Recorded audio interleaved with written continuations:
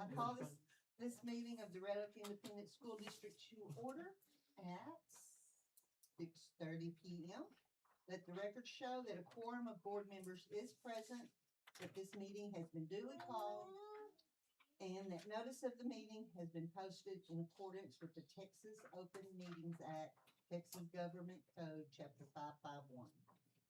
All board members are present. Mr. Knight, would you give the invocation? Sure. Father, we just come before you tonight to give you thanks, first of all. And Father, thank you for being with us as a board here, but also as a district, Father, with all the parents, all the students, all the staffing. Father, I just pray that you give them wisdom, give them knowledge, give them understanding, and give them peace. Father, as we go through the summer, watch over, each one, Father, guard their hearts and guard their soul. Father, we thank you for everything that you do for us. Thanks for loving us, Lord Jesus. Amen. Amen. Ms. Porter, would you lead the pledge?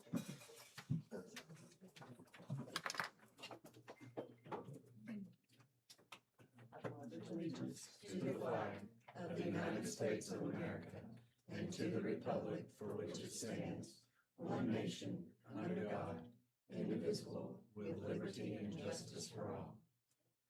Honor the Texas flag.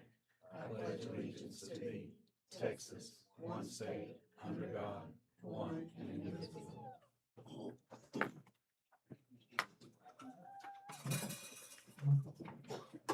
we're gonna move into our recognition portion.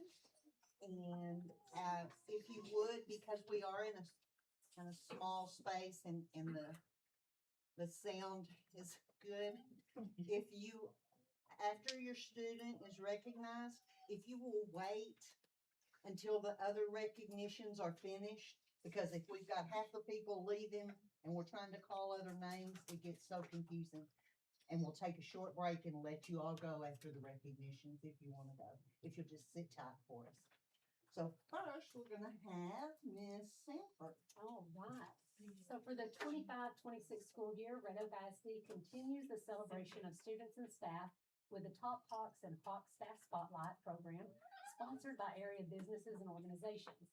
Each grading period, campuses select 2 Hawks, 1 boy and 1 girl from their entire school based on the 4 talents of the Hawk. Each elementary school winner will receive a $25 gift card, and each middle school and high school winner will receive a $50 gift card from our sponsor. Our sponsor for this grading period is Abernathy, Roeder, Boyd, and Hewlett, and we are joined tonight by Mr. Nick Wilson. Mr. Wilson, if you'll come on up, who is representing our sponsor. And students, as I call you up, if you will stay up here, elementary students, until we all are lined up so we can get a picture. Parents, we're going to give you plenty of time to come down and take a picture as well. Yes, and Ms. Knight, if you will go up and assist.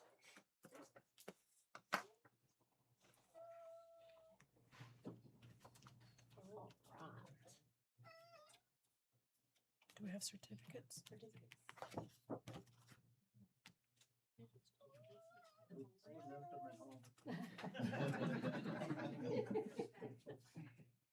We're a little squeezed in, but sorry.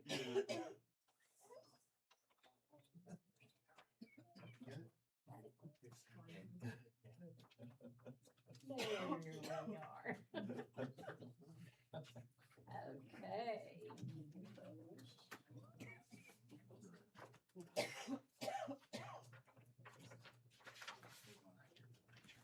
Fantastic. And we're going to start with Eastridge Elementary. We have 4th grader, Aria Johnston.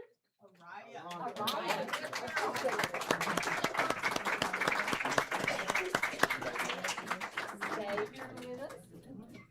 And we have 1st grader, Julian Nichols.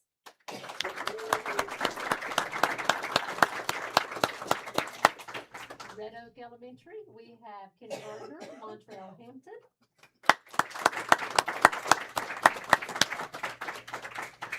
3rd grader, Ava Bosley.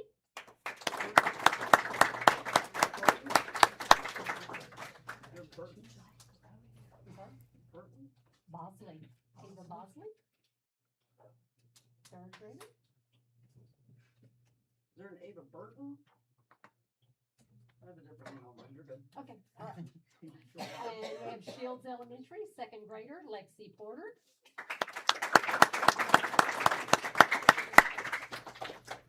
First grader, Ian Enrique.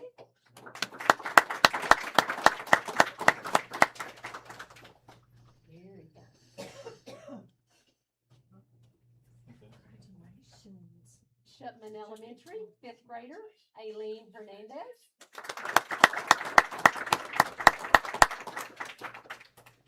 And fifth grader, Deshaun Bolden.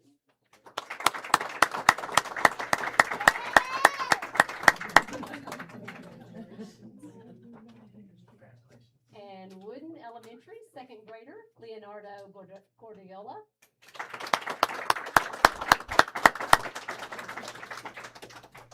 And kindergartner, Jasmine Gordiola.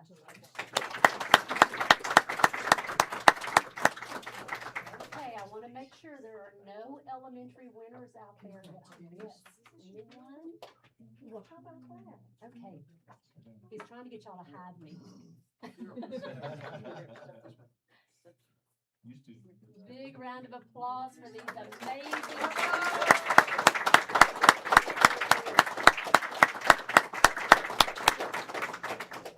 And parents, again, you'll have an opportunity to come up. We're gonna let all y'all come. You guys ready? Smile at me right here. Smile, big smiles. 1, 2, 3. Stay right there. 1, 2, 3. Okay, parents, I'm gonna get out of the way. You guys can come right here, okay? Trust me, it's okay. Come on down the aisle.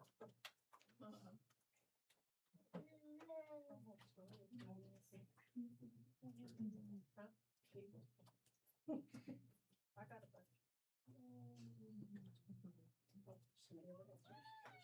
Got them all? Anybody else? All right, congratulations.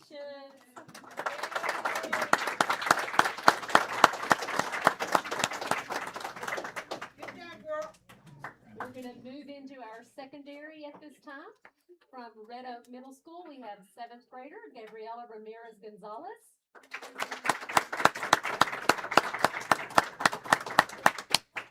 And seventh grader, Nicholas Sanchez.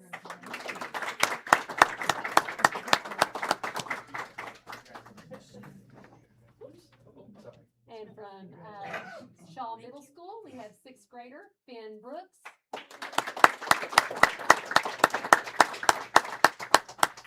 And sixth grader, Judy Akami.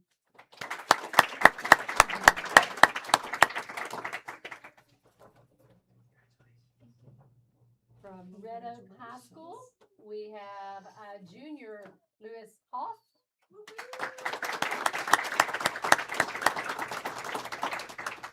And senior Kirsten Hicks.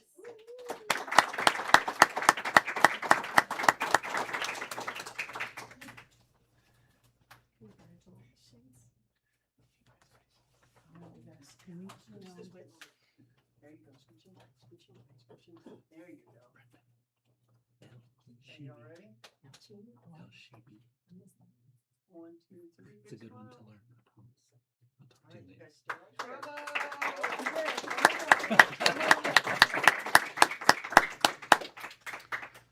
You make them stand there and smile until you get to all get your pictures. Just stand there.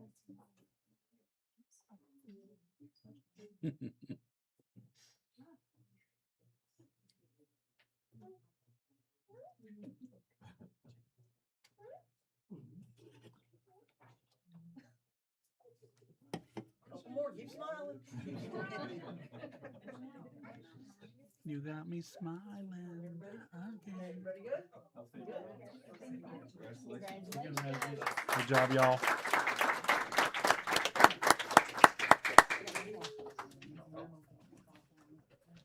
Okay, at this time, Mr. Sebring, if you will come up for our Hawk Staff Spotlight. We have one more from our bus drivers and office staff to principals, custodians, teachers, and more. Our Hawk Nation consists of the best of the best. Every day they go above and beyond in a variety of ways. Tonight's winner will receive a certificate and a $100 gift card from our sponsor. So congratulations to our Hawk Staff Spotlight for the 6th grading period, Sandra Madreno, cafeteria worker at Red Oak High School. Come on.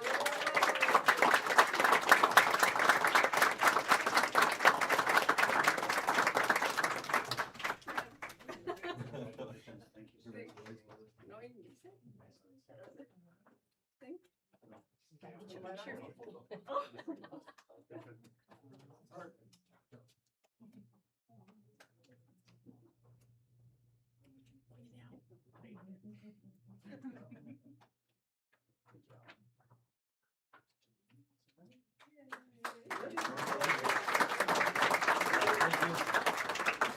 Thank you again, Mr. Wilson. Thank you. Thank you. Now, as promised, if you would don't want to stay for the rest of our exciting meeting tonight, you may be excused now. Have a great Thank summer. y'all. Thank y'all. Bye-bye. Congratulations.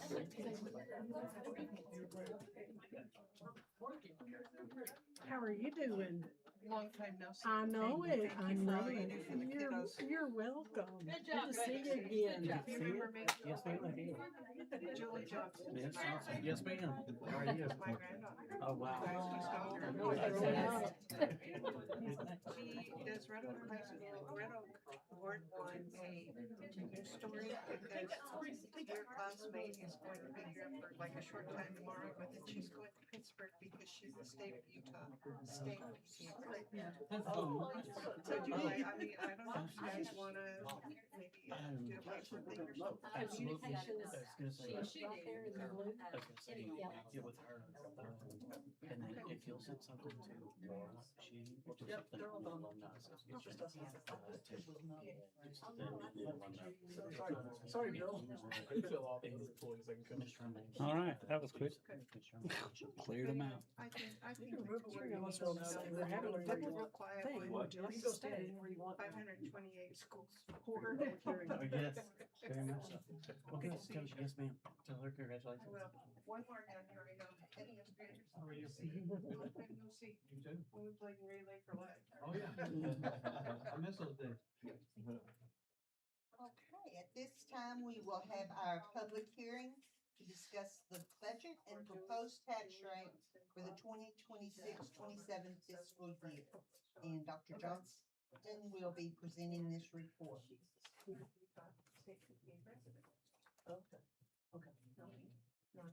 just have to know. Well, I know Melanie should have let him push it. No presents. No comment.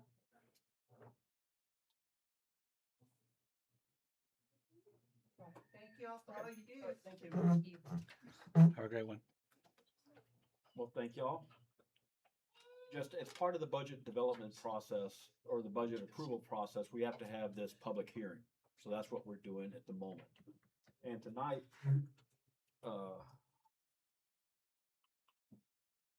if it switches, a little bit, talk a little bit, and we did this a month ago, so I'm not gonna go into a lot of detail, but talk about the budget development process, go over the budget that we're gonna ask the board to adopt a little bit later, discussion on the property values, because a little bit has changed there, and then talk about the next steps. In the overall budget supports the commitments, vision, and mission of the district, the strategic plan of the district, is prepared in accordance with the policy that we have as well as what TEA says we have to follow. And we've reviewed all the revenue expenditures. We started the process in January, met with all the budget managers in February. All the campuses and departments were provided their budgets to develop in March, and they all entered into Skyward for us, which was good. At the end of April, we did get the preliminary property value studies, and it went up by 101% over the prior year. That's what was submitted. The CAD's estimate is gonna be around 90%, and I'm going a little lower than that, hoping that we'd have some protests. And we did provide, and I can't remember exactly what I shared as far as that component, the property value studies in February, or in May when we met.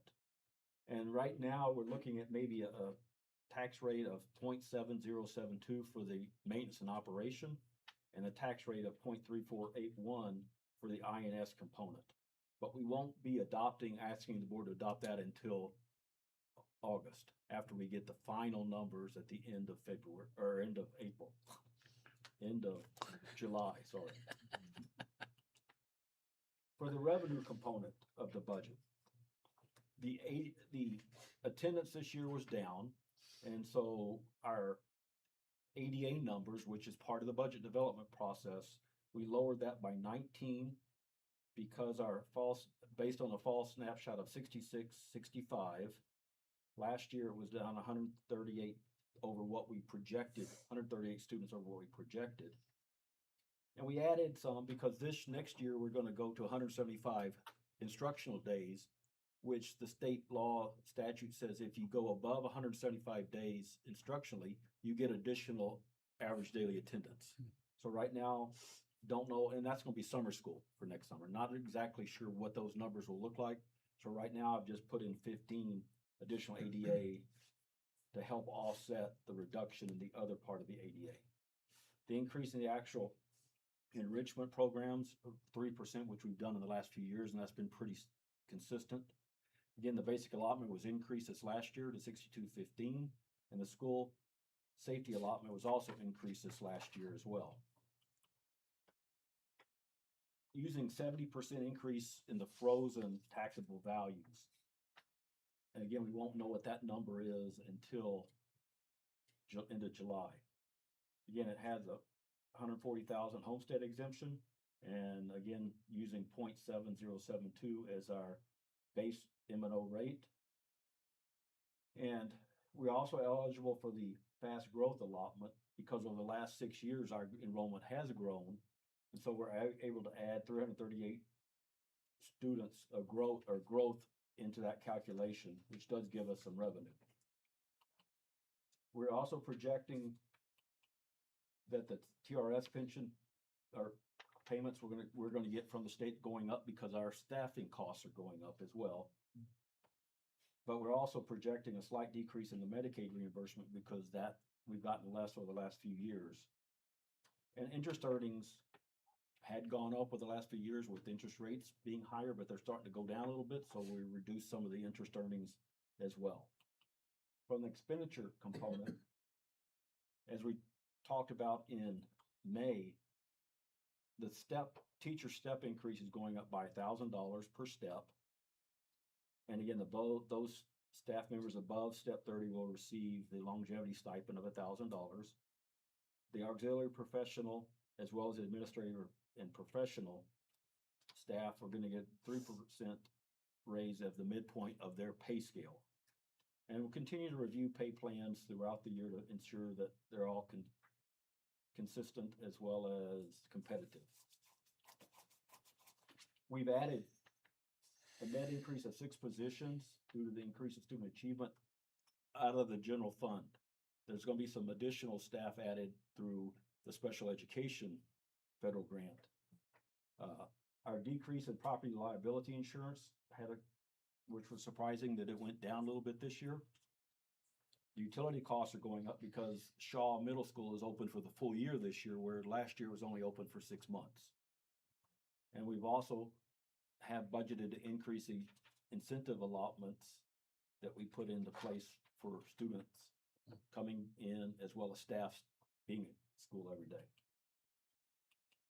As far as the budget adoption, here's what the budget that we're going to ask the board to approve. The general fund is balanced. Student nutrition fund is balanced.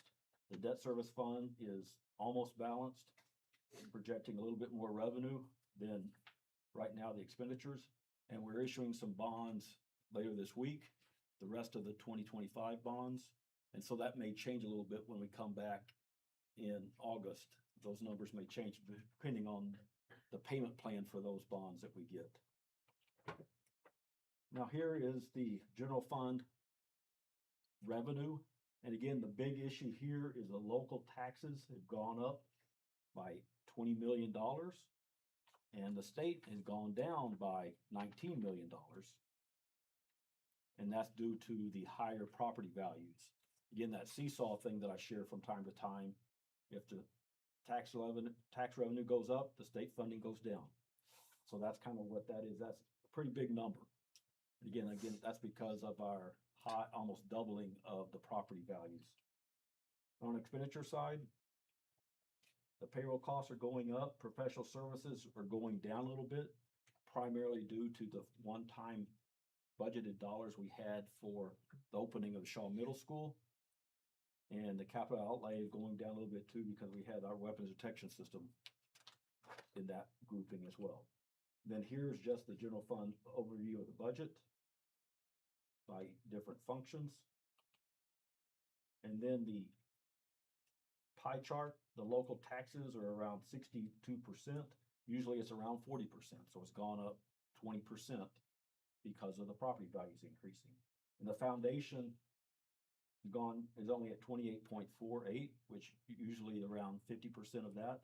We used to get more tax or state funding versus tax dollars.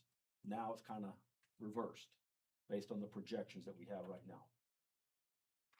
Again, from the object component, 86% of the general fund budget is for staffing costs. And then this is just a breakdown of the different functions that we have. Won't go into much detail of that. Then the fund balance. Our fund balance has stayed above 25%.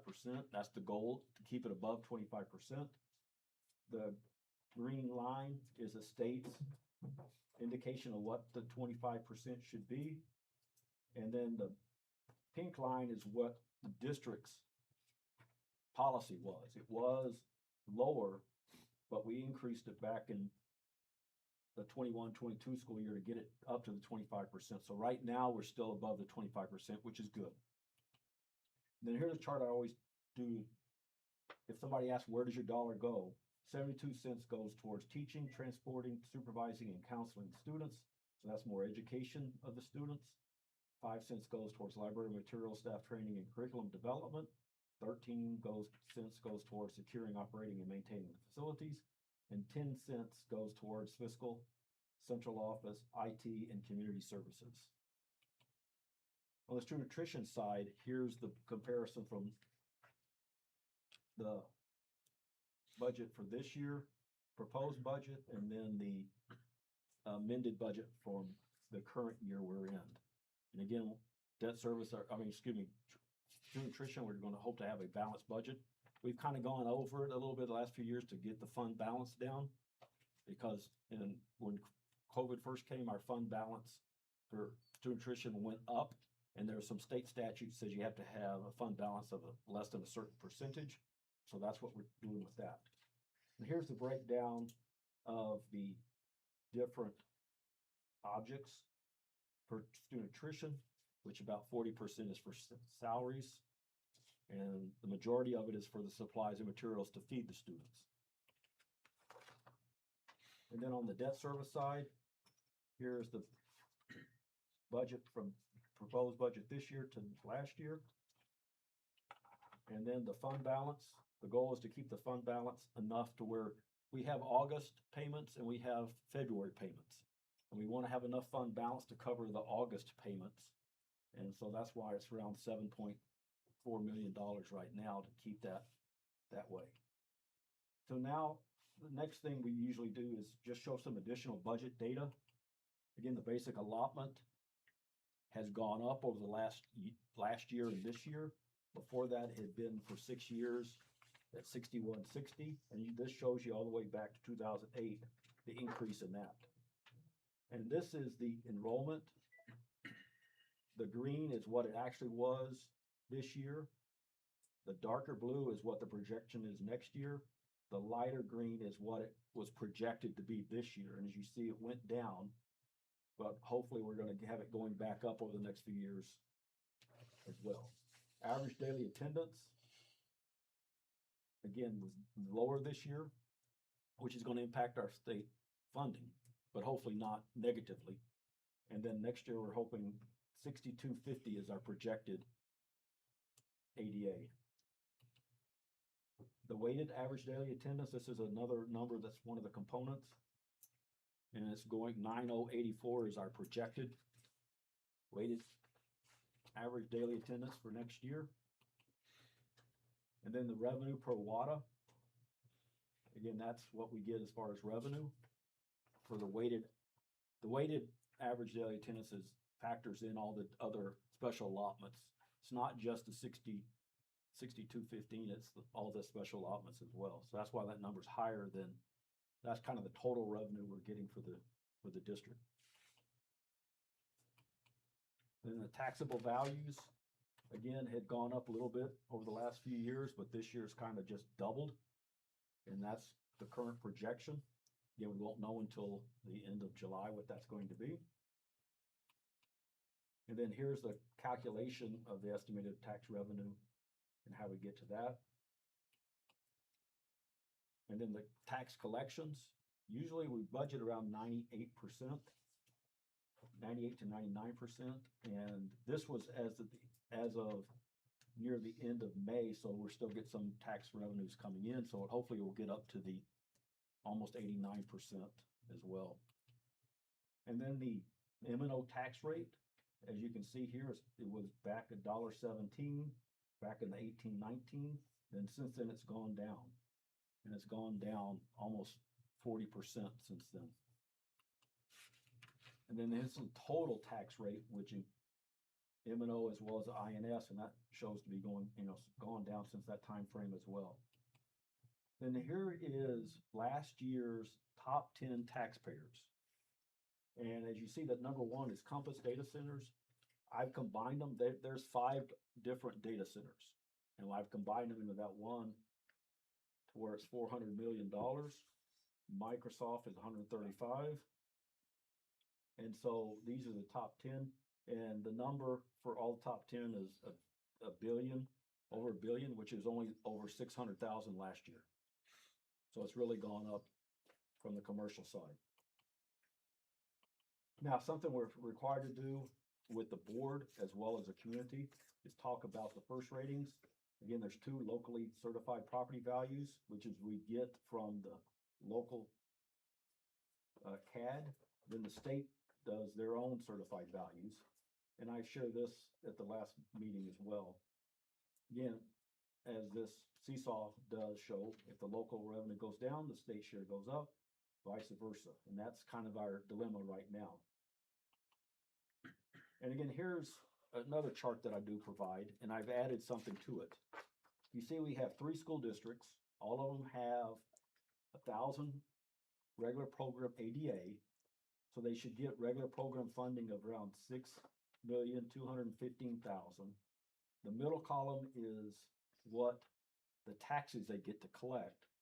And then the last one is the state funding. So if you see that District C, they actually got more tax collection than what the program funding was to be. So they have to give money back to the state. And that's called recapture. And that's kind of the situation that we're in at the moment. And don't know that 100%, but that's the current projections right now.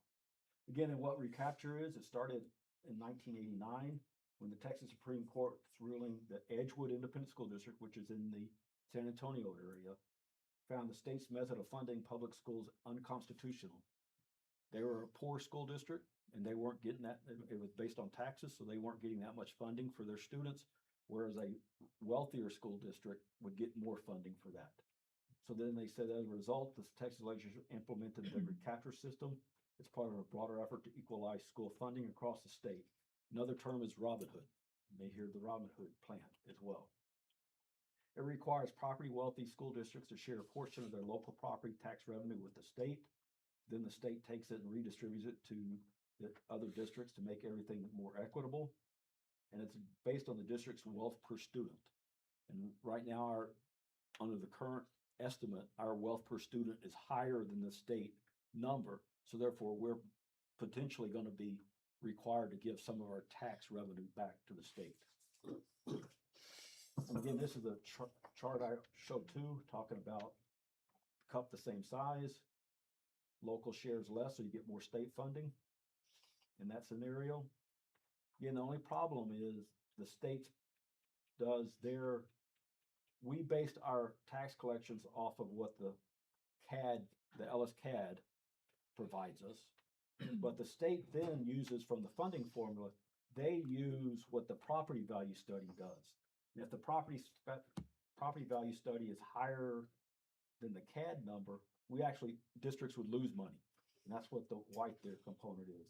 But you only can collect up to what the CAD numbers are. So then also this is the impact of property values. This is something we're required to show as well. And the last column there is a projected for this year. Wow.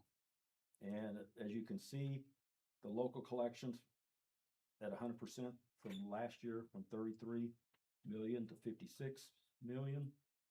And vice versa on the state component, it's almost going down double there. So, but we have to wait and see what the outcome of that could be. Then the next steps, again, later this evening, ask the board to adopt the current proposed budget, continue to monitor the current year budget to actual revenues, adopt the final tax rates in either August or September after usually they're required to give it to us by the 25th of July. Sometimes, certainly like last year with the legislative session in place, it was delayed a little bit. Don't anticipate that this year, but just to give a little latitude, August or September. And again, more than likely, if it varies considerably from what we're projecting, then we may have to come back and say, okay, we're gonna get either more revenue from the state or less revenue from the state and more taxes, the opposite of that. Again, we monitor activities related to any changes in the state budget. There is something they're working on right now, which they really haven't 100% finalized, and that's special education funding for this next year. We don't know exactly what the different tiers are going to be. And so we're hopefully that'll be positive for our school district. And that's it. Don't know if there's any questions. This is a public hearing. If we have anybody in the audience that has questions or comments, let us know now. Anybody on the board have questions or comments for Dr. Johnson? Okay, then we will close the public hearing and move into the superintendent's report. Thank you. Thank you, sir. Thank you. We will start with Maricela Torres, our benefits and leave administrator. She's going to talk to you about the SHAC update.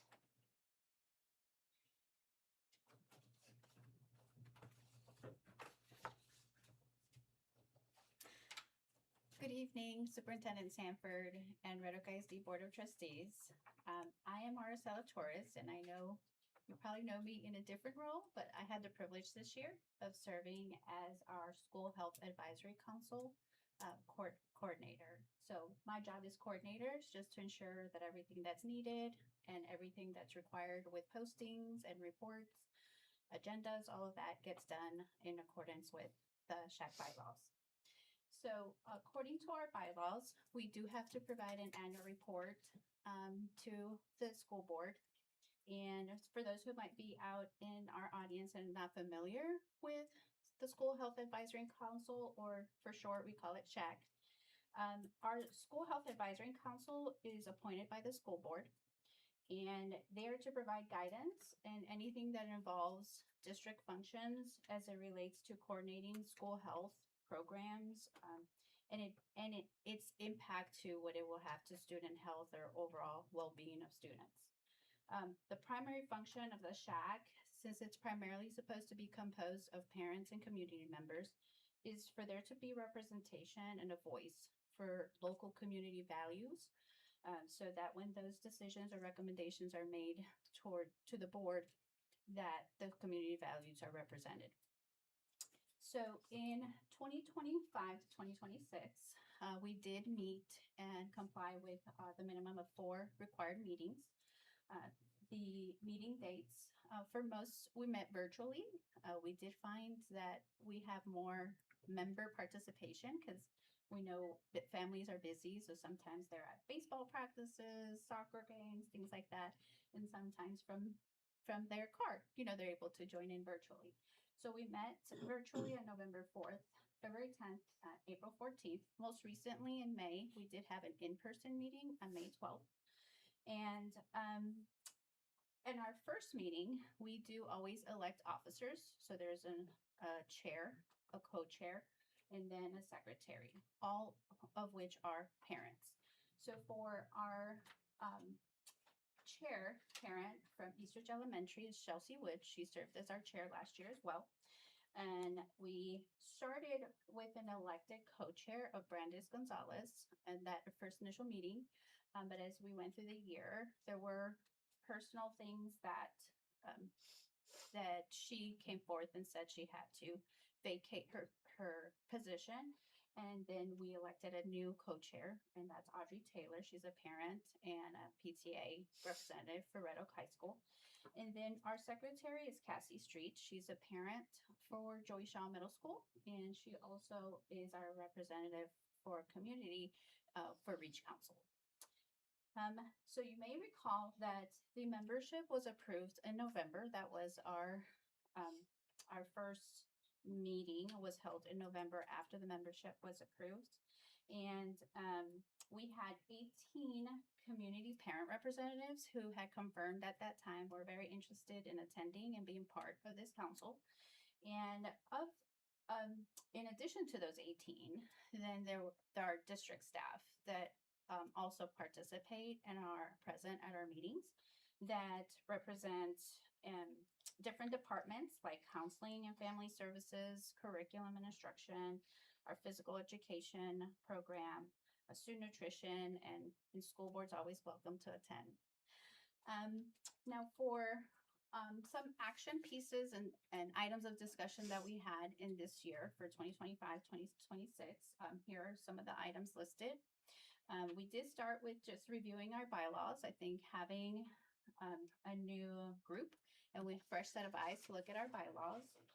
We particularly noticed that there was a limitation on the membership amount.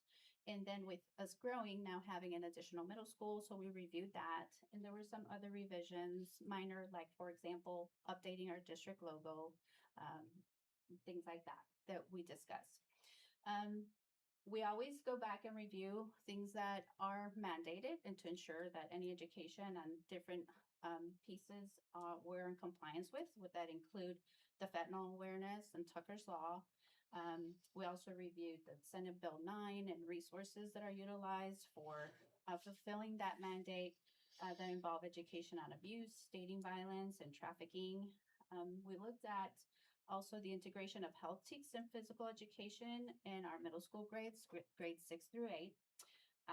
We also always share resources. So what resources are out there? We really have focused on the Action for Healthy Kids online resources that we're hoping as we move into next year to share more out to the campuses, as sometimes they do have some kind of campaigns, to promote healthy choices and overall well-being. And one of our big projects that we started in our in-person meeting, actually prior to our in-person meeting in May, is reviewing and updating our local wellness policy. So we did already form subcommittees, and those subcommittees are each focused on, the main areas that our local wellness policy focuses on. So we have a subcommittee for nutrition guidelines, for physical activity and wellness goals. As we look into next year, it is our goal to be more of a presence in district events and school events. So we've already started planning on having a SHAC representative and a table set for our back to school fair. Now for next year. So things we'll be looking at for next school year is to continue our work with our local wellness policy revision. So continuing to meet with our subcommittees and working on that. And it is our goal to bring to you this fall, an updated local wellness policy for you to review and approve. We would like, again, to increase that SHAC representation and across the district, just doing more things as a district and at our campuses to promote just physical activity, well-being, making healthy choices. And then part of that, to accomplish that, we intend on using the Action for Kids resources that we see online. And they have sometimes even free webinars that they offer for parents. So getting those flyers and that information out to our campuses to share with parents. So I want to thank you for this opportunity to share with you what we've worked on SHAC this year. I know we have a lot of work ahead of us, and I'll welcome any questions that you may have. I think you're doing a great job. I appreciate you. Thank you. That's a lot of work that goes into this. And it's wonderful to hear comments, from the parents, everything, their participation of it. They've got great ideas, and that's where we need to listen. And I think you're doing a great job at that. Thank you. Appreciate you. I appreciate it. Thank you. Thank you. Appreciate you. Okay, next, we have our Director of Grants and 504, Lakeisha Bass, and she's going to be talking about the teacher incentive allotment update.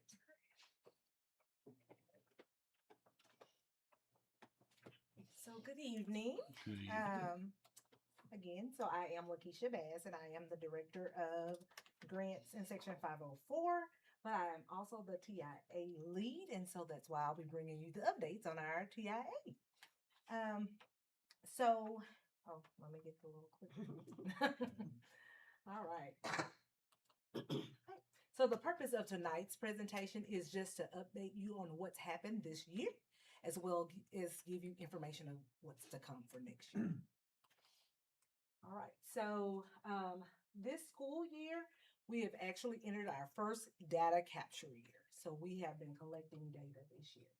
And so the eligible teaching assignments for that is we have done our K-3 reading and math, and then our K-8, we've done reading and math, sorry. And then at the EOC, which is high school, we've done Algebra 1 teachers and English 1 and English 2 teachers for EOCs for the English department. We've also included our special ed teachers that teach resource as well as life skill classes. All right.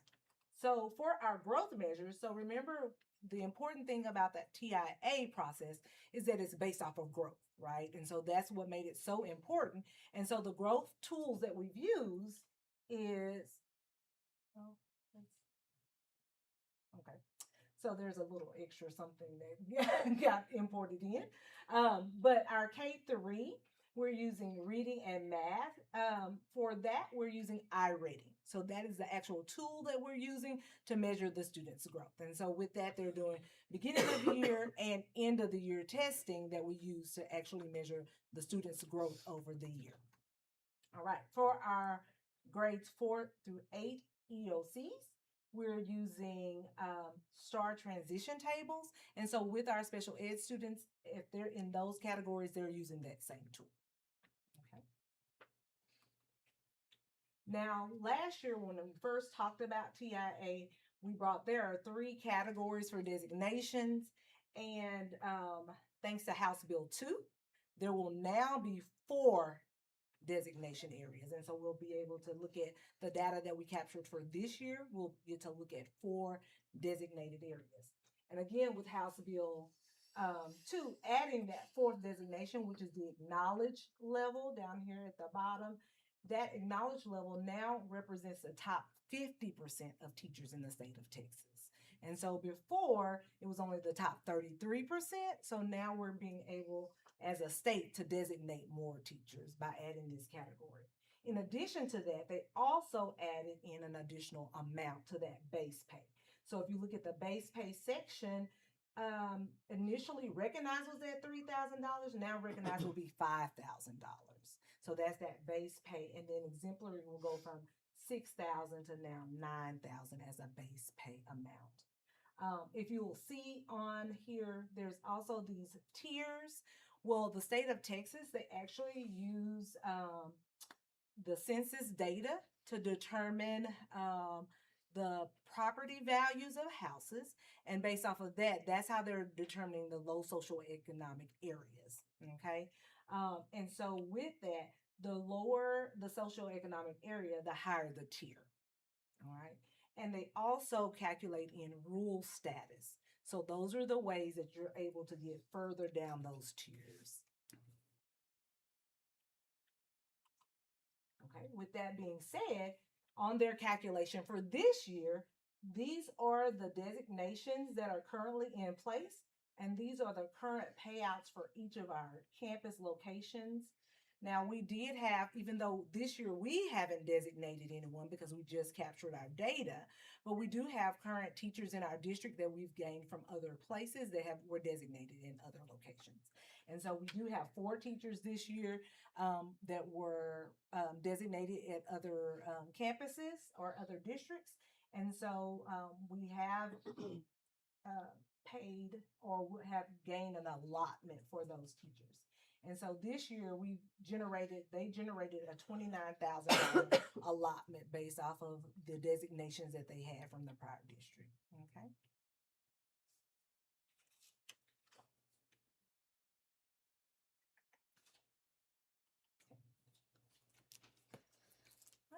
So where we're going, okay, so expanding our 26-27 school year. So remember I said this is where we started. So throughout the year we met with our TIA committee, as well as we also had partnerships with Region 10, Region 18, which is TIA's data hub, as well as we've also received insight from other organizations that we've joined so that we can become as knowledgeable as possible about all the processes that are involved with TIA. And so with that, we've decided to expand. All right, and so we've expanded. If you'll see the ones with stars, we expanded by adding pre-K. And with pre-K, we'll be using the circle as the tool. We already use that. So that's the tool we already have. And so we already use that. We'll just be selecting the components of it that we'll be using. We are adding in our other core areas that are STAR tested. So we'll be adding in 5th science, 8th social studies, biology, and U.S. history.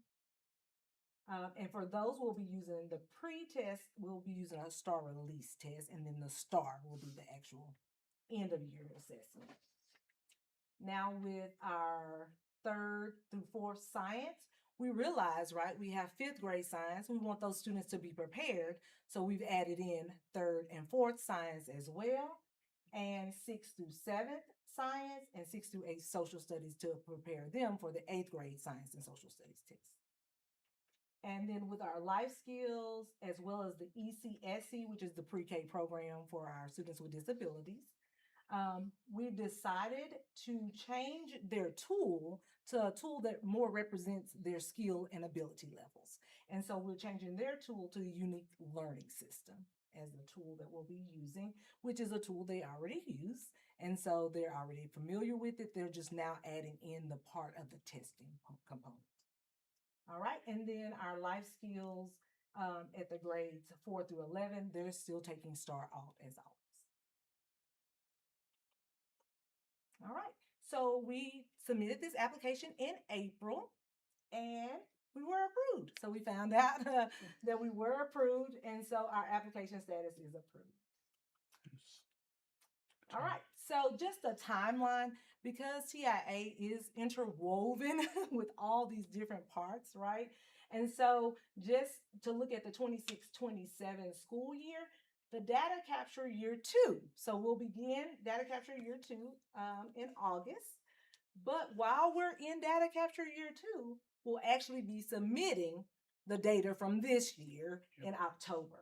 And so, and through all of this process, as we're still working through everything, we're still looking at expansion and modifications because we're constantly looking to add other categories of teachers. And so that happens in April. So we have the meeting with our TIA committees. We talk about other groups. We practice administering other tests so we can see how those students perform. And then we, in April, submit to the state if we want to make other modifications or expansions. And so we'll do that in April. And then the validation results come back in February and March, but that will not be paid out until July. Okay, so those payouts. So the data that we've collected this year, we submit in October, and the payout does not come until July. That's rough. Yeah. So it's almost like arrears, right? Yeah. We're almost like a year and a hole. So they're getting paid out the year after that they've actually submitted that data, excuse me. All right. So with the next steps. So right now we're in the data analysis process, right? We got STAR scores back. We have our ready data. So we're in the process of analyzing that data along with the teachers' T-test summatives, because that is a part of their standing in order to make that TIA. All right. And then we'll do the submission again. So like we said, submission will be in October. So they give us time to look at all the data, make sure we have all the people included, make sure that we have all of our ducks in a row. So they give us time to get that done. But we also are doing the PD planning. So we have to plan for the BOY. We have to train the teachers. Each year we bring back, here, this is where we are. Just like we're talking to you guys now, we do the campuses that way as well. And we talk to them about where we are and what categories are included and what tests are being administered. All right. Are there any questions? I have a question. Yes.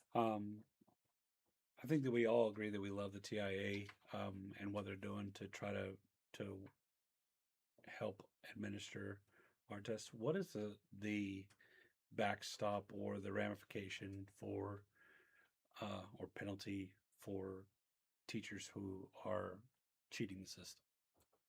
Okay, and so by cheating the system, tell me more. Eh, What do you mean by cheating the system?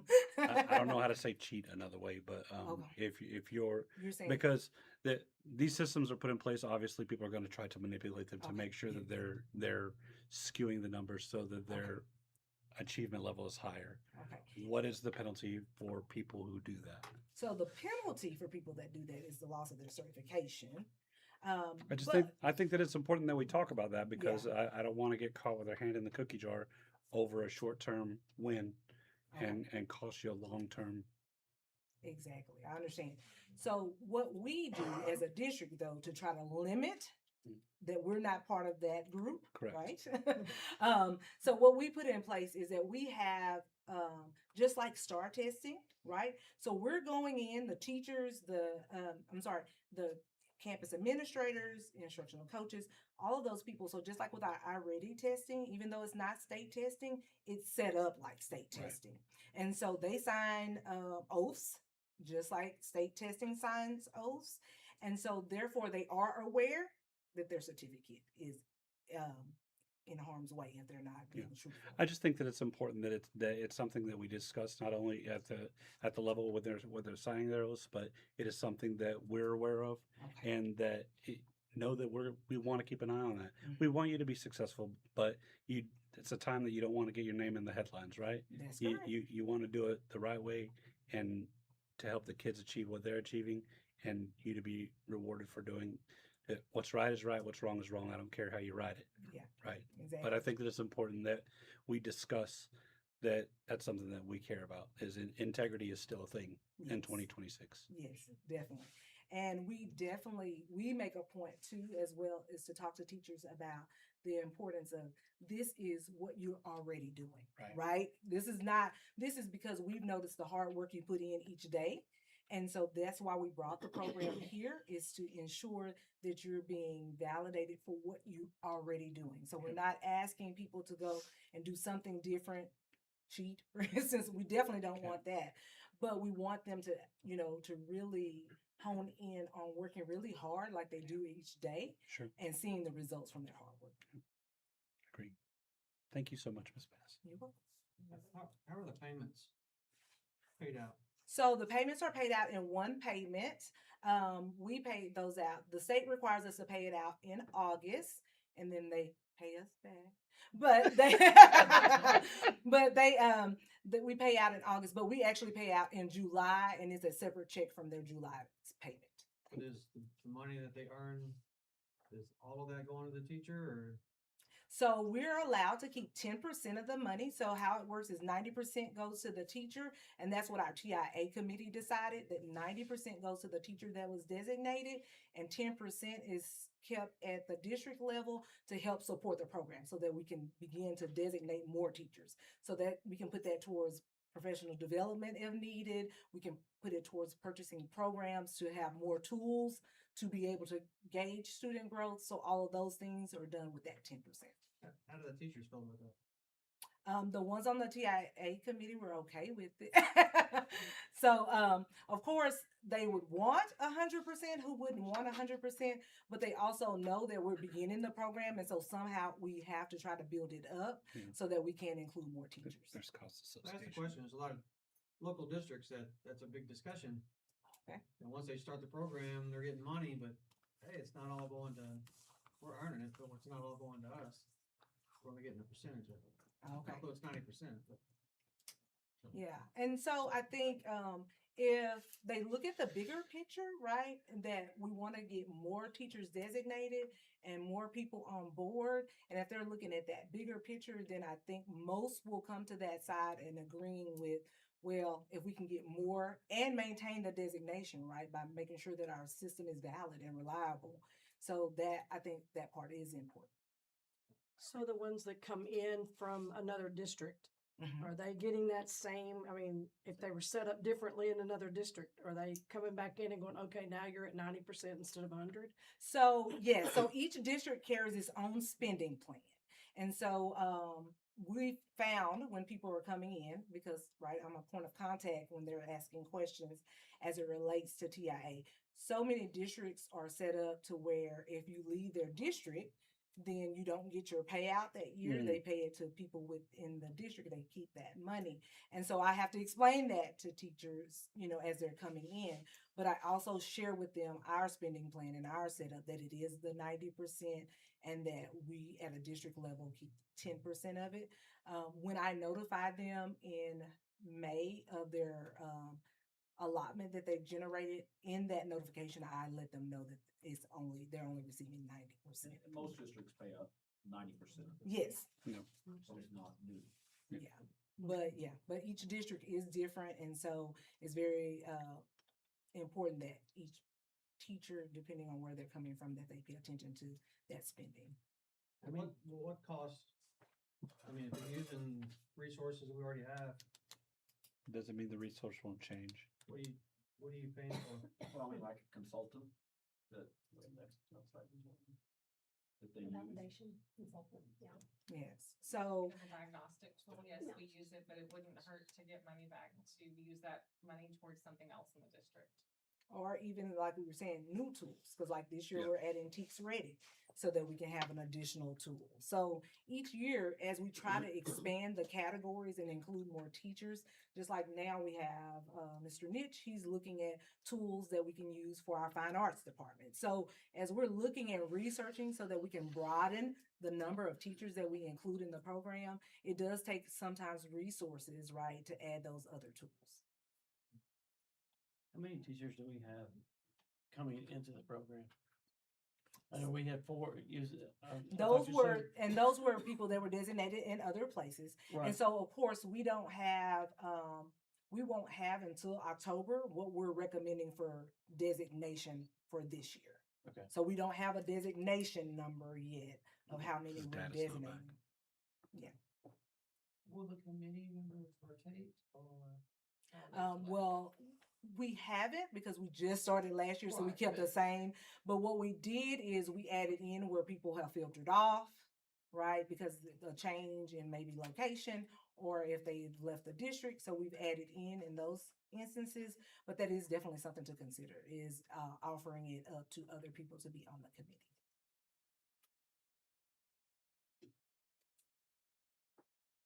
Thank you so much. Thank you. All right, thank you. Thank you. I just have a couple of things. In summer, I don't have a lot to share, but don't forget, I know everybody out here is sad, but the district offices are going to be closed June the 24th through July the 5th. So the ESC will be closed during that time. The next mobile food pantry will be Thursday, July the 16th at 4 p.m. here at the ESC. And our next regular board meeting is scheduled for Monday, July 20th at 7 p.m. And that concludes my superintendent's report. Okay, next we have open forum. Ms. Debbie, did we have anything? Okay. Then we will move into our action items, first with consent agenda. Does anybody on the board have any of those items that they want to pull to discuss separately? I'd like to talk about 8, 9, 10. Anybody else have any items? Okay. Mr. Anderson? So 8 is referring to performing arts upgrades for audio. Josh.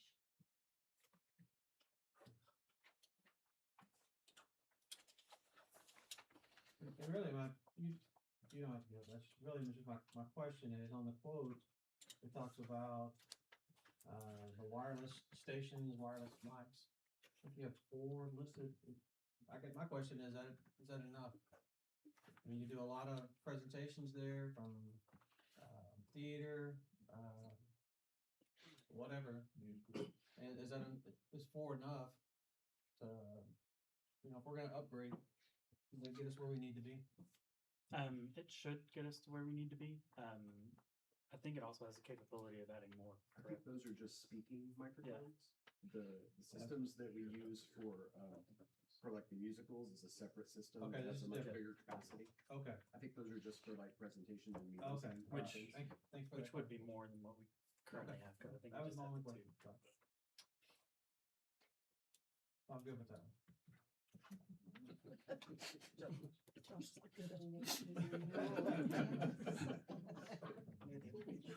Well, next is Canvas.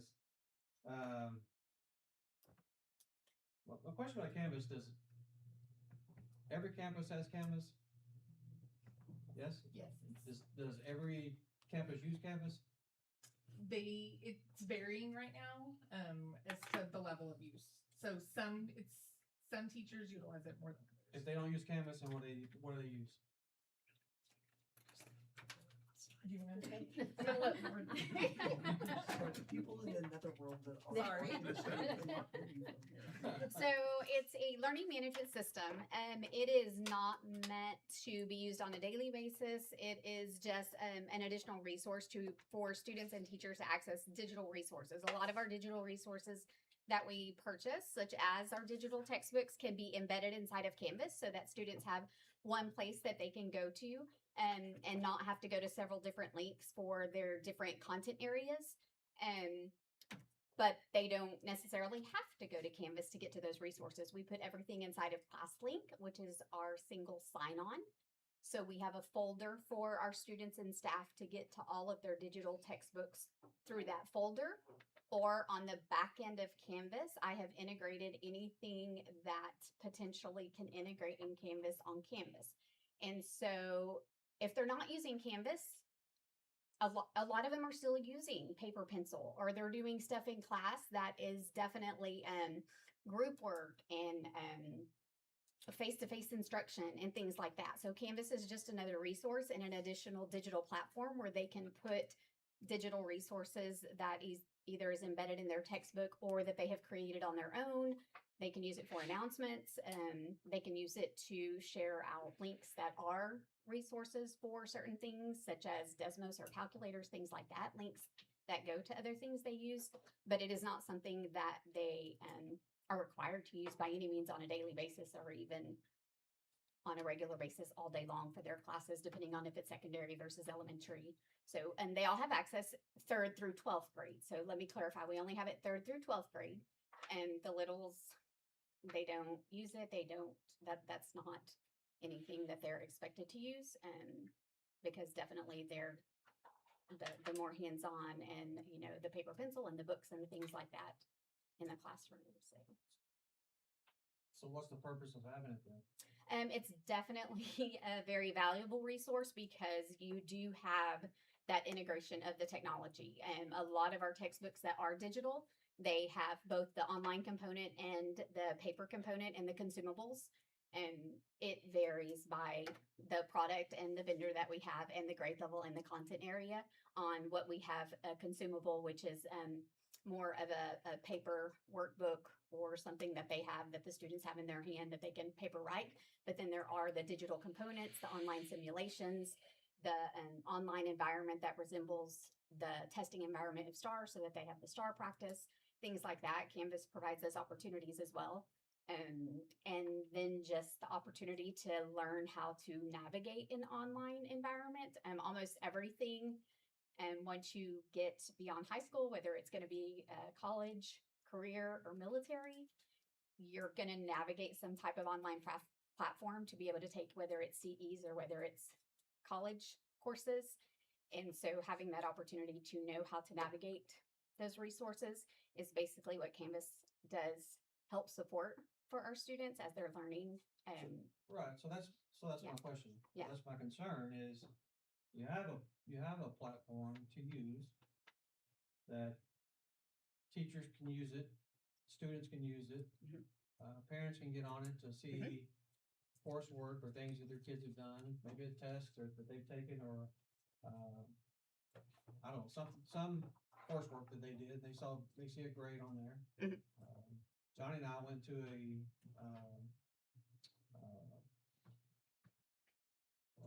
that old man moment there, John. Workshop class. Workshop class. Sounds like tours. There was a parent conference at the middle school, and the parents talked about that from elementary school, they could get on and they saw Yes. all the paperwork, they saw everything. Yeah, but middle school. Well, they got to middle school, all that stopped. So they didn't know what their kids were doing, and they couldn't go on to help them because they couldn't see it. And the response was, well, there's some teachers use it, some teachers don't use it. And my question is, we're spending money on it. It's a valuable tool. It's going to help a kid once they get past the high school level or the school level.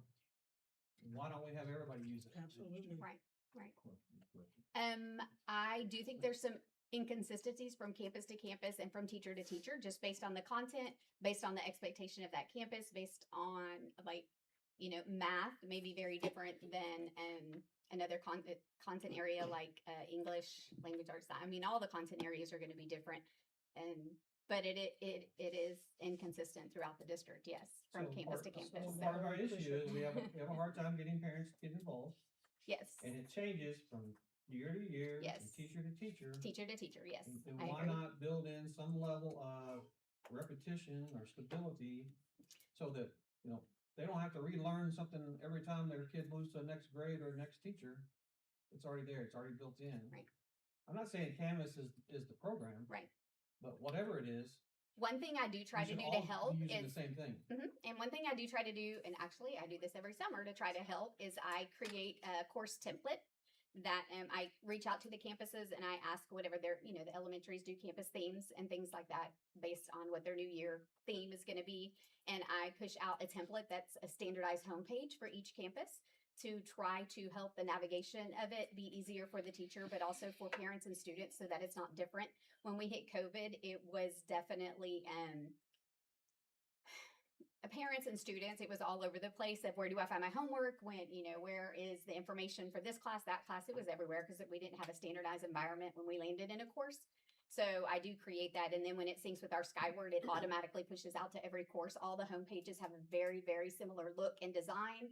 They have a lesson plan, resources, how to contact the teacher, kind of button type environment. So I do push that out to help with the navigation of it. But yes, the consistency of teachers using it, and it just varies. Honestly, it's probably based on the administration on each campus and what they're looking at and looking for and asking of the staff. So I'll go to the top. We have a program. We have a program that we're paying money for. Why can't we standardize it? And that's just a part of your job. You have this to use. Again, I'm not saying Canvas is the program, but maybe it's something else. But I think we have a lot of programs that we implement in the district, we pay for in the district, and then it's a choice. Hey, do you want to use this or not? Well, I think we have to get past that. If we're going to spend money on this stuff, then it needs to be part of their job, right? And then that gives whoever, when they're going back, now we're doing the TIA, we're looking at their performances. Oh, well, they're all using the same formats and the same program. It makes it a little easier to go in and see some of the things that these kids are doing, some of the things that these teachers are doing. They're documenting. And I'm happy with the TIA. I'm not complaining about that either. But here we're asking again, for money, it's not, you know, a lot of money, but $65,000. It's a lot of money. It's a lot of money. To do something that It's another they teacher. might use and they might not use. And I'll let Mr. Howell speak to it as well, but, I think that's the direction we're headed, is trying to standardize that across the district. We have been hodgepodge on the secondary level, splitting the two campuses. I think we lost some of that going there, and I think we also lost the tool of going into the high school as well. I think it will help too on grades. We talked about that. We're already having to address things at the beginning of the year on standardizing how many grades are in the book. If you're on Coffee Talk, you're gonna hear it every time we're on there, exactly what you're talking about. Why is it different for this campus and why is it different from that campus? So that is a goal for us to actually do what you're talking about. Yeah. I didn't have Canvas itself on the radar. I do now. It's on my pad here, but, I personally don't see a problem with standardizing. Yeah, I mean, so one of the something things we're looking at across secondary is non-negotiables Mhm. of what is gonna be used and how it's gonna be used, and then the monitoring piece of it. Cause we can tell them all day, this is what we wanna do, but if nobody's looking for it. I think the monitoring piece, I mean, we have a technology expectation thing that I have shared, we have shared, and we've gone over with the principals for several years now, but the monitoring of it, I think, is what gets lost in the day-to-day.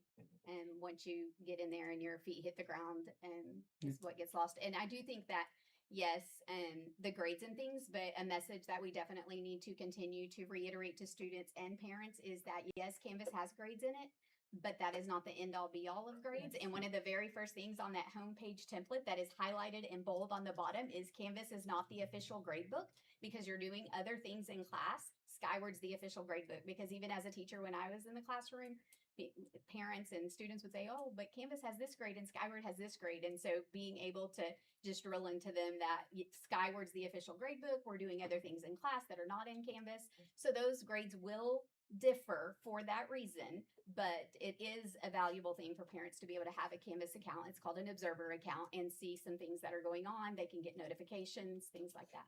Yeah, well, their issue was not necessarily seeing grades. It was more, my kid made a C on a paper or whatever assignment. Assignment.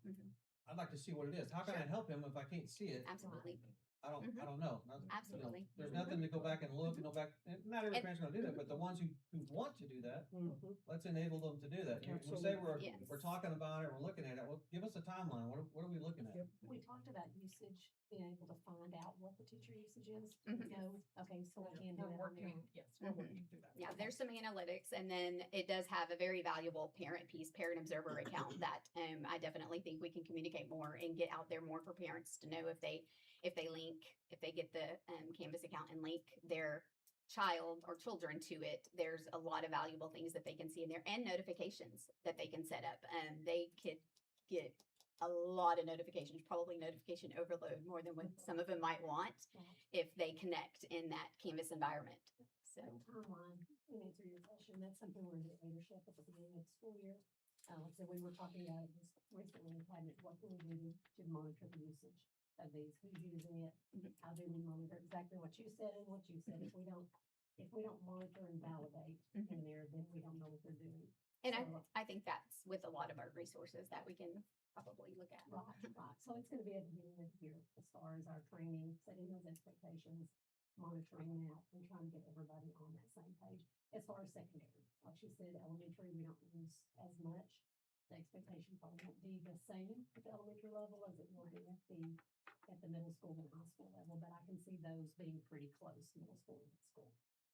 And I know in the past, the elementary, principals got together quite a bit. Are they still doing that? Yes. Yes. So they can communicate to one another, about this program, make sure everybody, because we want to see it uniform. So we could go this campus, this campus, this campus, and we should be seeing same results. If we're not, why? So those are things we're trying to target and look at. And we meet monthly as far as leadership with the principals, but they meet a lot more than that, not with Yeah. So I'm gonna push a little bit. I mean, we're talking beginning of the school year. If the plan is you're gonna roll it out and you want want them to use it, and you know that some don't use it, some probably don't even know how to use it at all. So the expectation for people to use this, why wouldn't we go ahead and put the word out now? We're rolling it out, starting the beginning of the school year, you're using Canvas. So the ones who don't know how to use it can learn how to do it and practice this summer or whatever they need to do. So that when the school starts, we're not waiting until, oh, we gotta wait till the end of the first semester before we get anything because we just rolled it out at the beginning of the year. Yeah, when they come back in July, I shouldn't have said first of the year, I meant for us. So whenever they come back in July, once we come back to school, that's when we'll start our membership. And we'll start it from it. Not at the beginning of the school, I'm thinking of the beginning of the school. I'm thinking of our beginning of the year, when we come back in July is when we'll actually Okay. start. And I have Canvas sessions over the summer. I've already done 2 in June. I have 2 in July. And for our new hires, when we do our new hire sessions every week, we have them every week until, well, all summer. I do automatically put those new hires in a Canvas course that's it's just a resource course with a lot of just Red Oak ISD resources, but let them know that we have Canvas, that if they're instructionally in 3rd through 12th grade, that is their option for a learning management system. So they are aware of that. And then being in the resource course where they can kind of poke around and see some of the digital resources they have, they can start to wrap their brain around how they can use it and what it looks like. And a lot of them actually, and especially the younger ones, have already used it in some form or fashion from wherever they're coming from their undergraduate or another district. So they are familiar with it and know how it can be used. Especially, I mean, that wasn't the case 5 years ago, but it's definitely the case now. So. Okay, thank you. And then last, iReady. Yeah. It talks about that we use it 24, 25, 25, 26. What do we get out of iReady? So it's our beginning of the year, middle of the year, and end of the year. Do you want to answer? I mean, I can. Yeah, it's a little bit of both of us. It has a diagnostic, the beginning of the year, the middle of the year, the end of the year, and that teachers use to get data from that. So it has been part of a grant prior to this year. Right. So prior to this year, we were receiving it as part of a grant in conjunction with CNI. And so this year we don't have the grant, but what it does is it provides us a beginning of the year, middle of the year, and end of the year. So earlier you heard we are using it for TIA for K3 because we don't have a STAR assessment for them. But then it also provides for 4th through 8th. It provides us beginning of the year data to see any of our kids, how they did if they are new to us. It kind of gives us an idea of where they are, any of the areas that they need to work on. And then there's 2 different pieces to it. It places the kid on a pathway to start filling in any gaps that they need to work on. And then in addition, there's a toolkit that teachers have access to that give additional lessons. So supplemental lessons that they can pull and see targeted pieces. One of the things that we're going to do this year is they've done some new reports. And so assessment and accountability and CNI are both going to work together on really training leadership, instructional coaches, and teachers on all the various reports. Just making sure that everybody understands any of the new reports in addition to any of the other ones. So I get that. Well, my question is, what has iReady done for us as far as showing student improvement, or I don't really get, I understand what you're saying, right? Gives you a baseline for a new kid coming to the district. But if you have kids that are in the district, is it something that takes them from this level to this level, or is it not designed to do that? I think it's so I'm gonna speak from my own kid. So his strength is math, but even within that, so it was able to start. He's really good at some pieces. So he was able to fill in gaps of the things that he wasn't as solid on, that he might be missing some basic skills. But like when you give him something, he was quick and he was making 100 on it, but there were still some pieces that he might be lacking in. Plus, it was able to challenge him into so he was a 4th grader, so it was able to push him into some 5th grade stuff that he was ready for that would make sense to cover. So it does that piece. And then looking at reading, so he's not as strong there. And so it was going back and reinforcing some of the areas that he needed to work on, specifically in the area of reading, because that's where his growth mainly is. And so teachers are able to share that with parents. And that's going to be the great thing about this next year is we're going to have 2 parent conferences. So they'll see that report in the fall, at the beginning of the year, and then we'll have a parent conference in the middle of the year where they'll see both reports. How are you measuring the growth of the kid? Is it just from how he does on the I-ready test? Is it something you're looking at in STAR testing, in the EOC testing, or? That one is I-ready specific. So it measures it. It sets a goal. So it'll tell you, this student has a goal for, I'm going to make up numbers, 20 points as their annual stretch goal. But then our annual goal is 20 points, but then their stretch goal is 35 points. And so it sets per kid individual goals. And those diagnostics are adaptive, which means as they're in the test, taking the test, it's adjusting it within the test based on how they're answering. If they're getting things wrong, it might drop the skill level down, and as they're getting it right, it's starting to increase the skill level. And so that by the end of the diagnostic, you get a better idea of where they're at, and the pathway itself is a better built out Does every pathway. kid use I-ready, or is it certain kids they choose to use? So this last year there was a grant that we had that we were really monitoring a goal. It was an expectation of 45 minutes per subject per week. And this year we're going to continue. I-ready has adjusted it to say 30 to 45. Through 8th grade. Yes, through 8th grade. And then the other piece is they've also watched some students that maybe are on it too much. And so we're going to be looking at that report too, making sure that we're not overusing it, because it is not a substitute for instruction. Right. Is it, what I'm saying, is it all kids use Yes. I-ready, or Yes, all kids. certain kids? that- Kindergarten through 8th grade. Kindergarten. Yeah, that was what I was asking, that 214,000, John is actually broken down by each campus. Yeah. And then it's also including the teacher resources. So it gives them a teacher toolbox that we've been utilizing for several years. It's a really good resource. So the grant that we got last year, was it this amount of money? It was a portion of it. It wasn't the entire amount. And all of that's definitely, you can't do without any of that? Yes, it's really good. I mean, what is difference in this toolbox than what was in the toolbox last year for $54,000? It's the fact that you have to have a yearly subscription.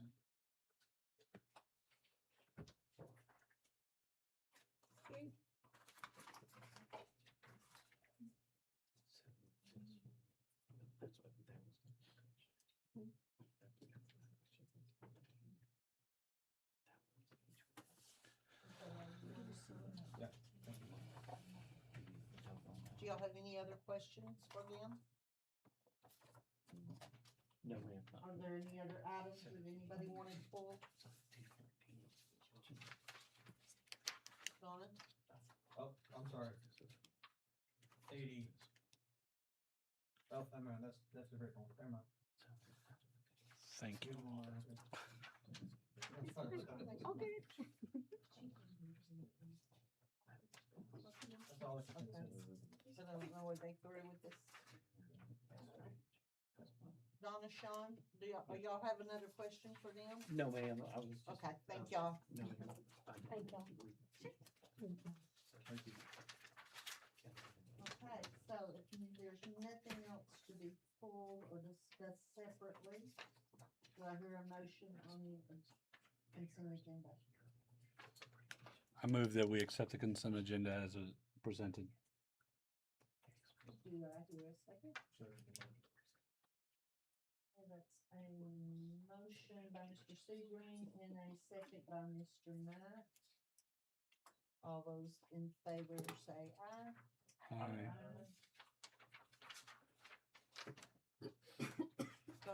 I'm sorry, Don, I didn't see. Oh, Did you? sorry. Okay. Okay, so motion passes 7-0.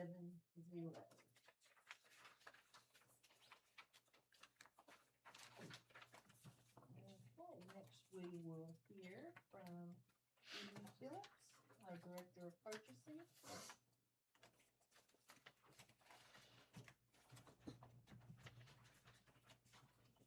Miss Julie. Good evening.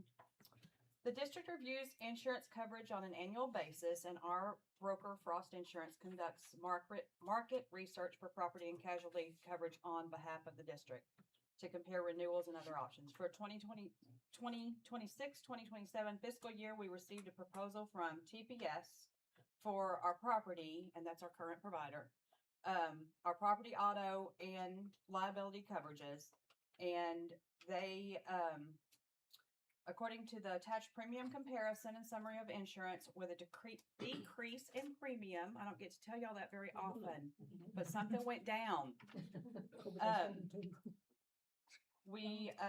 Coverage through TPS for property and liability will be in the best interest of the district for the 26-27 fiscal year, and that will be at $1,166,372. I do want to highlight that our insurance went down $129,000, even with the addition of a new campus. That's wild. So if we had not added Shaw, we would have been down about 18%. Wow. But even with Shaw, so I was a little fearful of what that would do to us, and I'm thinking about the next buildings and things too. But this might help cushion that also. So it's recommended by administration that the board approve the renewal and purchase of the district's property and casualty insurance as presented. Do y'all have any questions? How many bids do we get on that? I know it's going down and that's fantastic. But do we normally have multiple bids presented on this? Or? Frost goes out and does all the market research. Okay. TPS is a pool of all the political school districts, municipalities, and all of that. Mm-hmm. It's pretty much gotten to where all of the individual insurance companies, the carriers, are not covering school districts. Yep. So you almost have to move into a pool. So they do look at it, but it's usually layered coverage, which just makes it kind of crazy high for us. They just presented this one to me with a decrease, and the others just weren't even really worth talking about. But yes, they do a pretty thorough, it takes us about 2 or 3 months to get all the research done and, you know, look at all of our buildings where we need to add different coverages we need to do. So we're pretty thorough with it. You know, just look for best value too. So that's, like I said, anytime we see a decrease, that's fantastic. Yeah. I feel pretty confident we're getting. Well, I've read best through the value. document and, you know, it's pretty thorough. There's no When- doubt about it. When we moved to TPS originally, we had a significant drop. Of course, also that was the same year that we dropped the tornado damage, that 5-year penalty that we had. So we're continuing in a good direction with them. It's either kind of stayed steady or a couple of decreases. Any more questions? Thank you. Thank you. Thank you, Miss Julie. Thank you. No more discussion. That's fine. Do I have a motion? I'll make the motion that we approve the renewal and purchase of the district property and casualty insurance as presented. Second. That was a motion by Ms. Nutt and a second by Mr. Sebring. All those in favor say aye. Aye. Opposed, same sign. Motion passes 7-0. Next, we will have Dr. Johnston again. Talk about the fiscal year budget. Guess who's back? Hello again. It's time to adopt the budget. And since we are July 1st district, the board has to adopt the budget in the month of June. And so what we have for approval tonight is the general fund, student nutrition fund, and the debt service. Those are the 3 funds the state requires that the board approve. In addition to that, every July and August, we have to develop a voter-approved tax rate and truth and taxation document. And within this request is to ask that the chief financial officer and myself be the one designed to develop that document. And this is what we've done over the last few years. So with that, just if there's, I don't know if there's any questions on the budget, but I ask the board to approve the proposed budget. And again, more than likely, we'll come back in August with some revisions based on the property values that we get.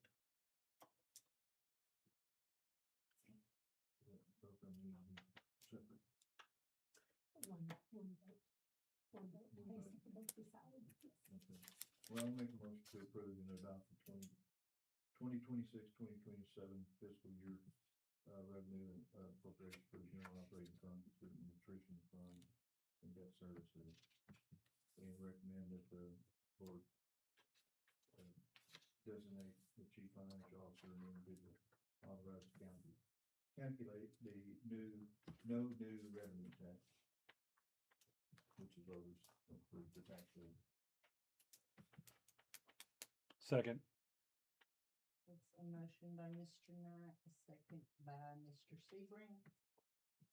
All those in favor say aye. Aye.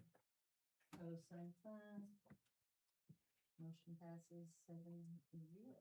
Thank you, sir.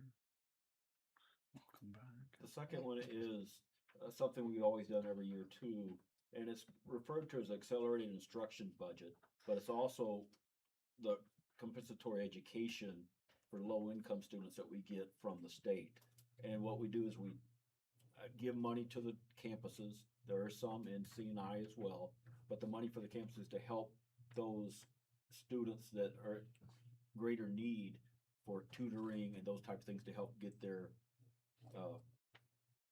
academics up. So, and we're just required to approve that, have the board approve it, and it's 2.287023, 2,287,023 is what we're designating for this right now. Questions on that for Dr. Johnson? Did we have this one last year? Yes, sir. Yeah. And again, as the pie chart kind of shows, it does, majority of it is for compensation for the tutoring components that the campuses do every year.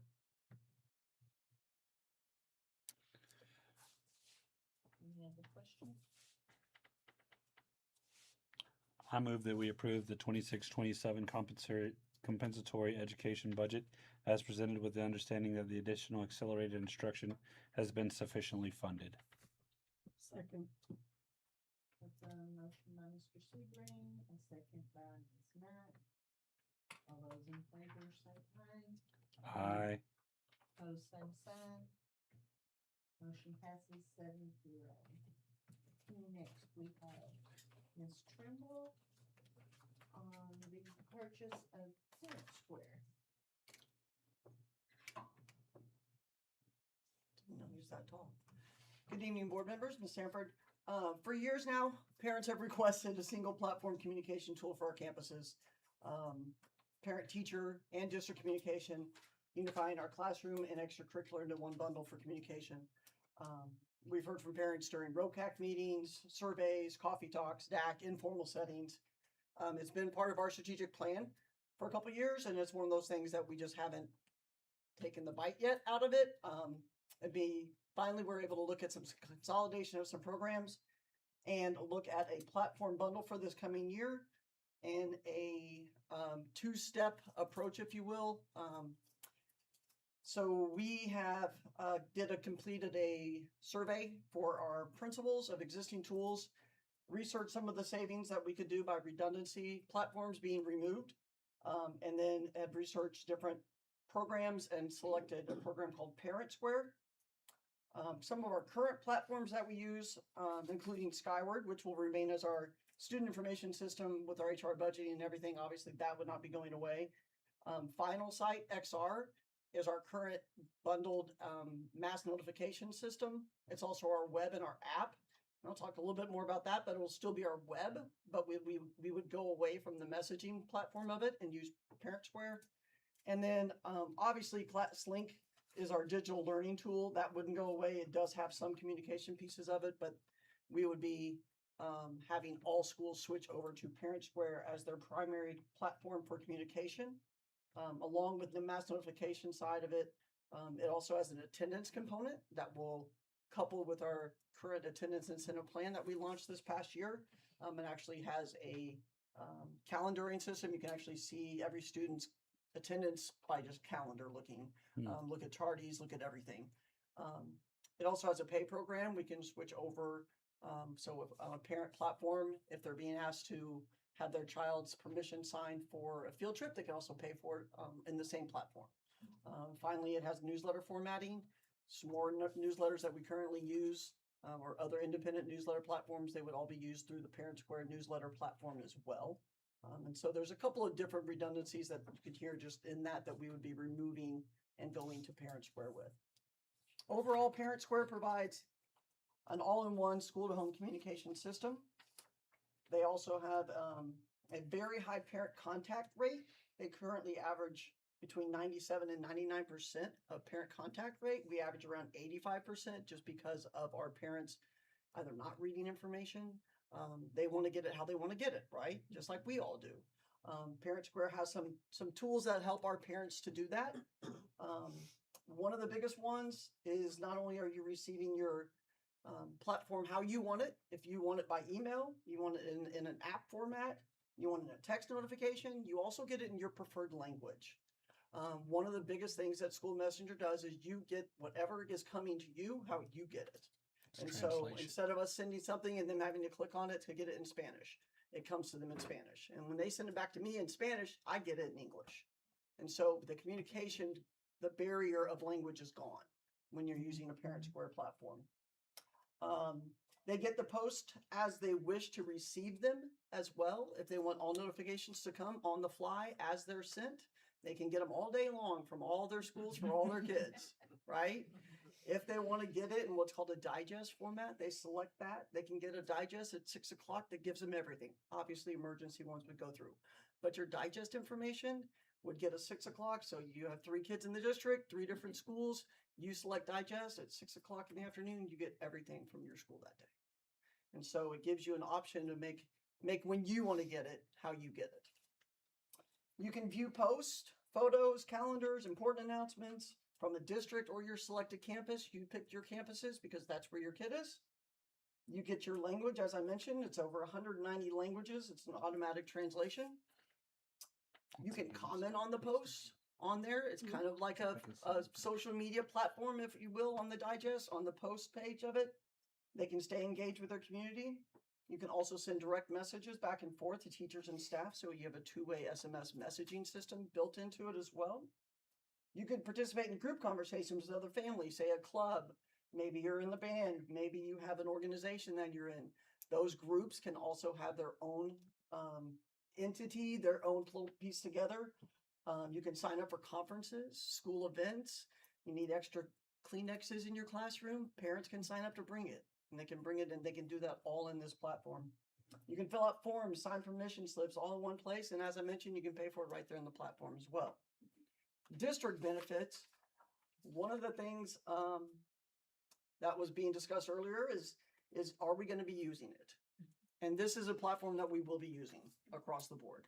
And the reason why is because it's a platform that when you use a dojo or you use an email or you use a text group, there's no oversight. With this program, your administrator at your campus can go in and see, yes, not only did you send that message, parent or teacher, to that parent, I can see that the parent read it and actually replied. We can see that now. And so instead of having to wonder, well, I think I sent that communication. I think maybe that I don't have the right email anymore. You can get in there and look and see. And it's something that we have that administrative tracking. Would update our mass notification system to a more user-friendly, the multiple modalities we already do have, but it is a more user-friendly system with push notifications, social media, text, emails, phone calls, all of that involved. As I mentioned, in the native language. It consolidates those programs that we expect our parents to use for communication down to one. And as I mentioned, the attendance tracker is also a piece that comes in that you're in your digest, you're gonna find out your kid was tardy for 2 classes. And then you can talk to your kid about why they were tardy. So the district is recommending a 2-year transition. In our audit of our schools, of our principals, we had several that asked to be part of the pilot. They recommend 1 to 3. We had 6 out of 7 that were like, I want to be part of this. So we asked Parent Square if we could do 5. It is a pilot for year 1 because we're not paying for year 1, quite honestly. We're doing a bit of a bid that's taking us off the board, if you will, so that the next year we'll be part of a vendor with them.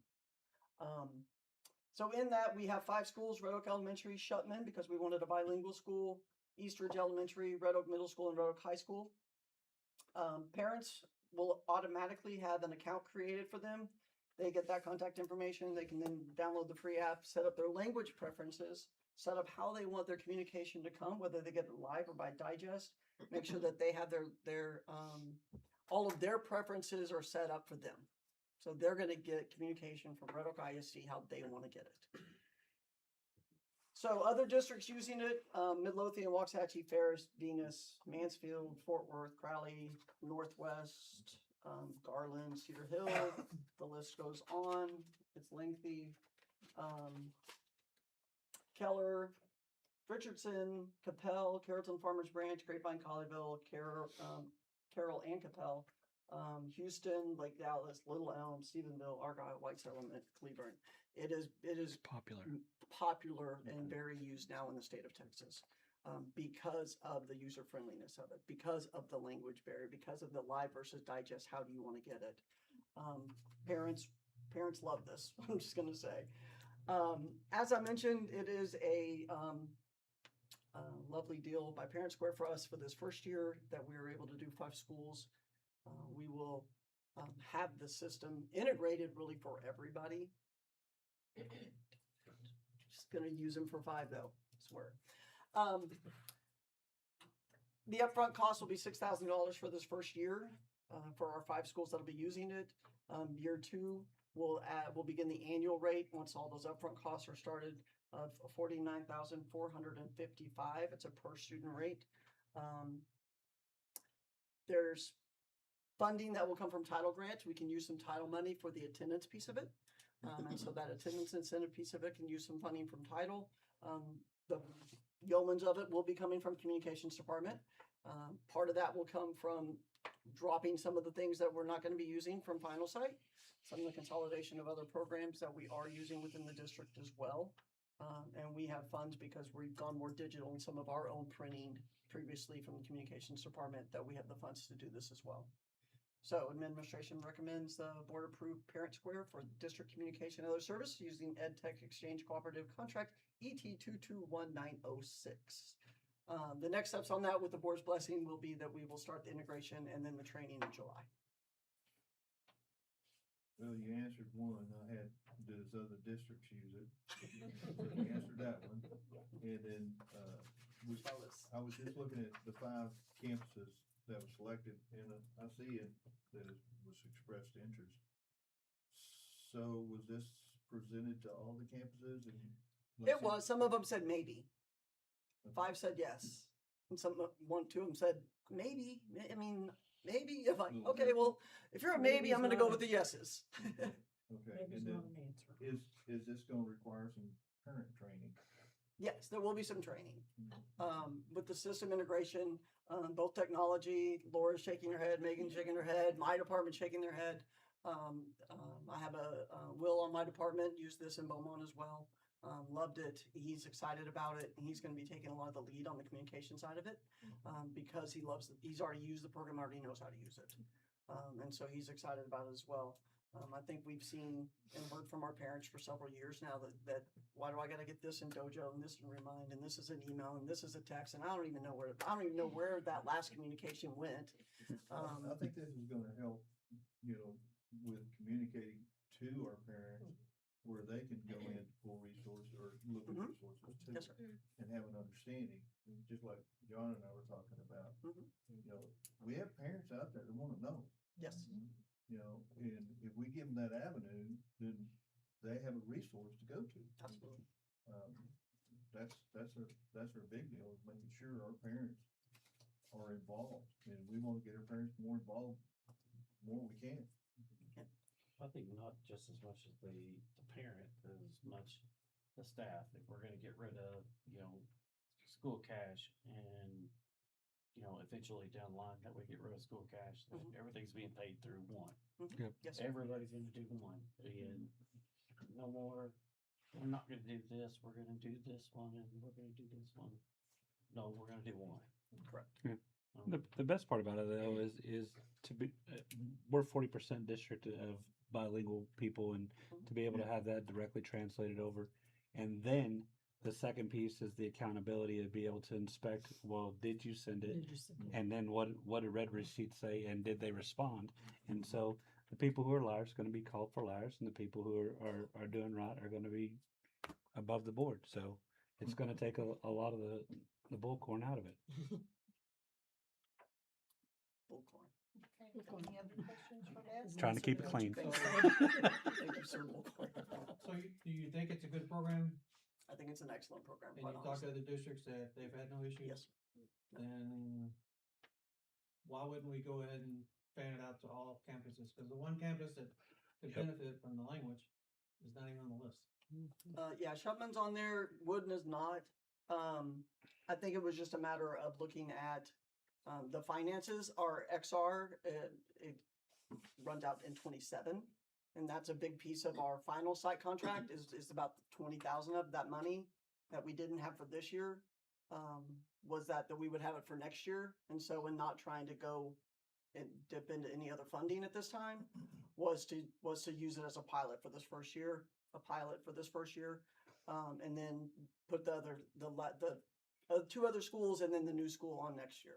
Well, I mean, I get you wanna have funds from a certain, funding go out for another year. If it's something that benefits the district and it benefits the parents and it makes sense to go that route, why wouldn't we just go spend it. all campuses in one shot? This is kinda like the canvas question. I can go all in. If Who you're wants telling to me use go all canvas, in. raise your hand, right? If it works and this is what we need to do, why wouldn't we just roll it out at one shot and just pay for it? If they'll pay for the 5 campuses, great. We only have to pay for 2 for this year. Well, Or the whatever campuses it that is, we have free. on and have all new staff. What's that? The campuses that we've added on or adding on there, a lot of those are new administrative people that weren't here when we asked, do you want it? So it's better to. We can go to all 7. I don't have a problem with that at all, sir. We can make it happen. Keyword That's today my is recommendation. uniformity. I don't know why we wouldn't roll it out to all campuses. Then not everybody's doing the same thing. Some Bill. parents have kids on multiple Have to come out campuses. of the existing budgets. I mean, if you're telling Bill to give me the money to do it, I can do it. I'm not But telling Bill. we can figure it out. Yeah. We can Ms. figure it Amber, out. Can you find money to go make this happen? We can figure it Yes, out. I can. I'm going straight to Bill. We can do it. We can make it happen. So, yeah, if you want to make the recommendation for it to be all campuses, let's do the rollout, we can go that direction, 100%. Yep. I just think it makes more sense that way. That way, What do you think, Ryan? everybody's on, starting That's what I on the think. same I don't know page. why you would exempt it. Everybody grows together. You're Instead of you gotta have with something the on amount here. of then reset that we're you gotta having this figure year. these I out. think that if everybody's on the At same least sheet, we're- you're We're on an even keel. all hands on the plow. We grow together. I think that's good.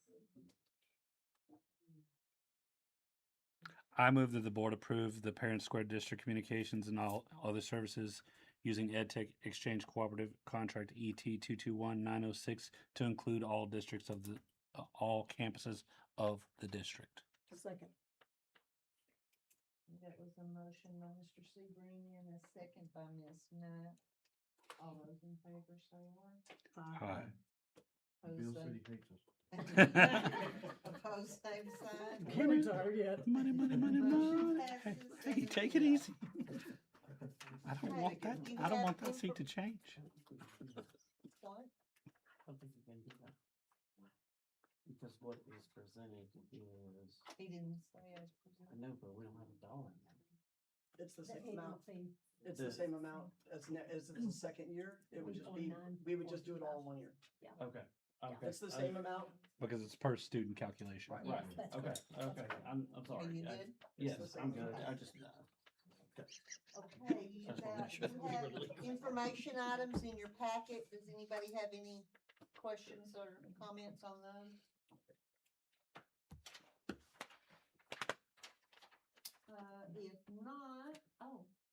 If not, then it's 8:20 and we will go into closed session.